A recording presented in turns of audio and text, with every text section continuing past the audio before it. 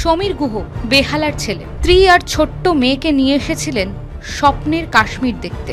ছবি তুলছিলেন, হাসছিলেন, হঠাৎই গুলির শব্দ। কিন্তু কিছু বোঝার আগেই মুখে মাস্ক পরা জঙ্গিরা এসে সামনে দাঁড়ায়, সমীরের দিকে তাক করেই গুলি চালায়। স্ত্রী আর মেয়ের সামনেই ঝাঁঝরা হয়ে যায় সমীর গুহর দেহ। বিতান অধিকারী দক্ষিণ কলকাতার বৈষ্ণবঘাটা লেনের ছেলে, টেক্সাসের আইটি কর্মী। ছুটি পেয়েছিলেন, বাড়ি ফিরেছিলেন মায়ের হাতের রান্না খেতে, ছেলেবেলার বন্ধুদের সঙ্গে সময় কাটাতে। ভেবেছিলেন এক ফাঁকে স্ত্রী আর শিশু সন্তানকে নিয়ে কাশ্মীর ঘুরে আসবেন।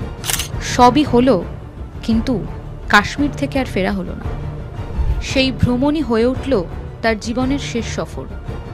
স্ত্রীর সামনে, নিজের ছোট্ট শিশুর সামনে এক মুহূর্তে শেষ হয়ে গেল একটা হাসি মুখের গল্প। আর ছিলেন মনীষ রঞ্জন, পুরুলিয়ার ছেলে, পেশায় আইবি অফিসার। দেশের জন্য লড়ে চলেছিলেন নীরবে। হায়দ্রাবাদ থেকে ছুটি নিয়ে এসেছিলেন পরিবারের সঙ্গে সময় কাটাতে।